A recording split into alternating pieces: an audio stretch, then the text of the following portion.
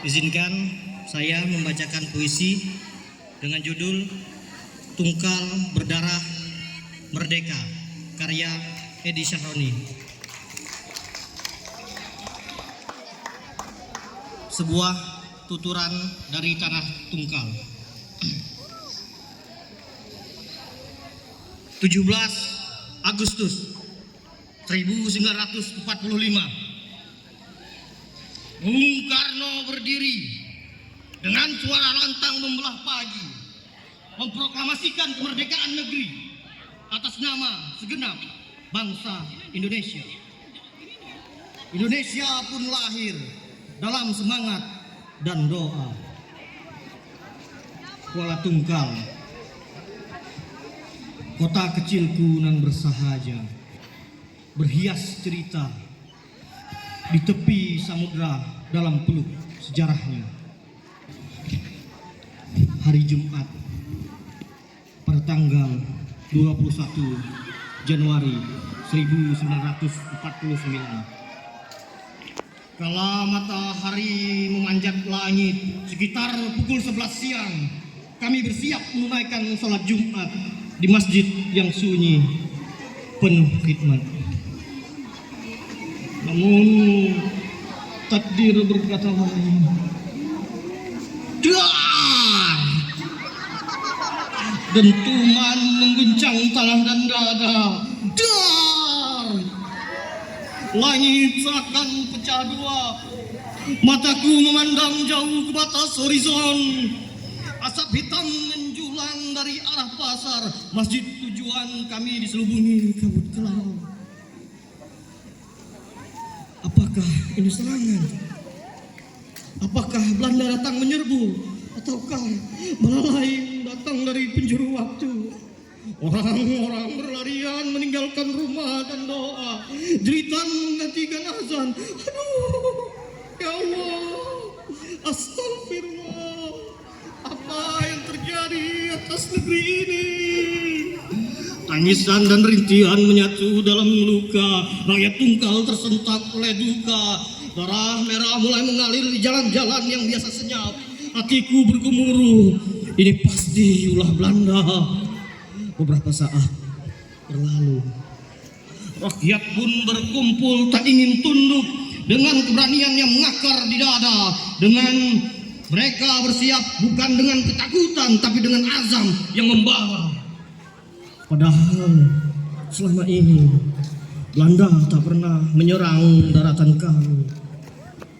Mereka hanya datang dengan perahu dan peluru dari perairan yang kami jaga penuh ragu. Namun hari itu mereka menyerang ke jantung kota, menabur teror di tanah yang telah bersumpah merdeka. Maka pecahlah perlawanan. Rakyat Tungkal bersatu dan senjata bersama ABRI, Laskar Hizbullah dan barisan selempang merah yang gagah. Kami melawan dengan segenap kemampuan dan berlumur dengan darah. Perang berkecamuk hampir setahun lamanya hingga akhirnya penjajah pun goyah dan menyerah. Sejak agresi militer pertama, mereka tak pernah menjajah tanah kami, hanya pertempuran di air dan debu ombak. Namun sejak dentuman Jumat itu, kami bangkit tak hanya sebagai saksi, tapi sebagai penjaga martabat negeri. Hingga akhirnya pada tanggal 26 Desember 1949, di akhir tahun yang penuh dengan nyawa dan perjuangan, Tungkal pun merdeka. Kedaulatan kembali ke pangkuan rakyat. Tanah air ini sekali lagi menjadi milik bangsa.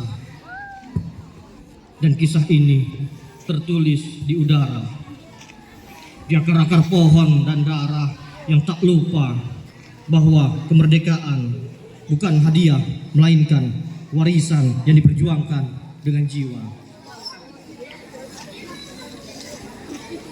Itu adalah puisi pertama, dan ini adalah puisi kedua dengan judul Penangkapan Sukra, karya Gunawan Muhammad.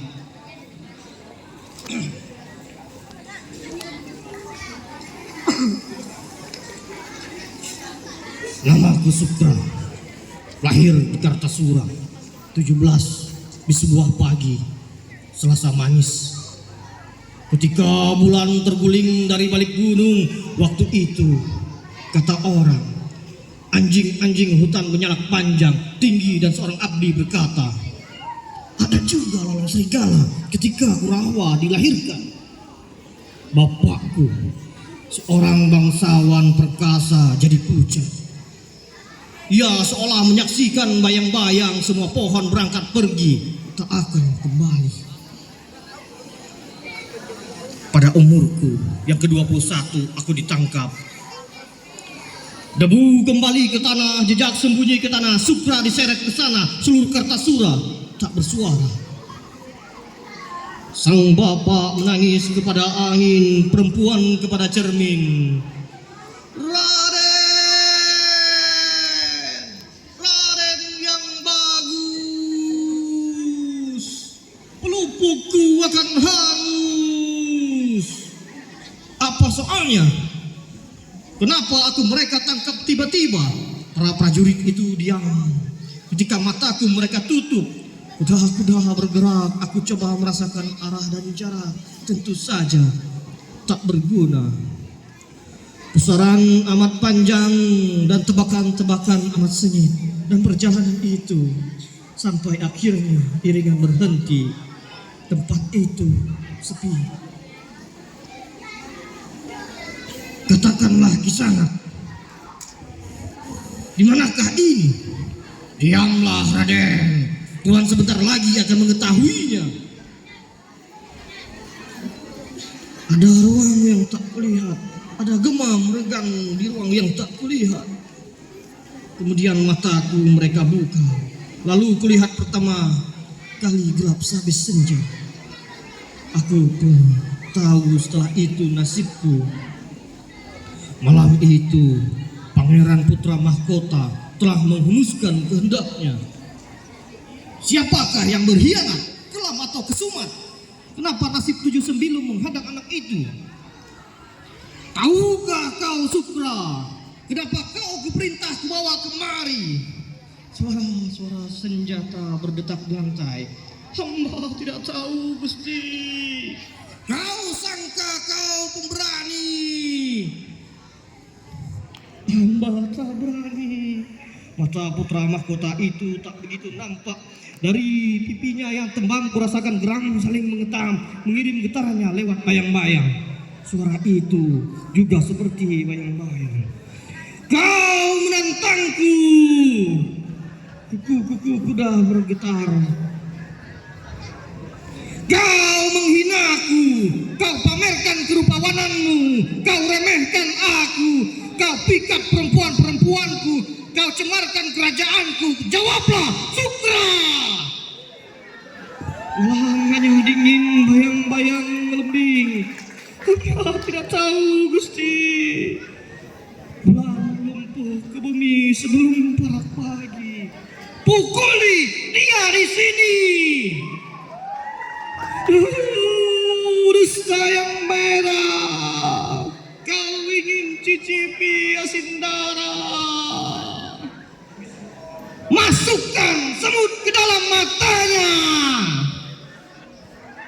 Seluruh Kartasuara tak bersuara. Terima kasih. Assalamualaikum warahmatullahi wabarakatuh.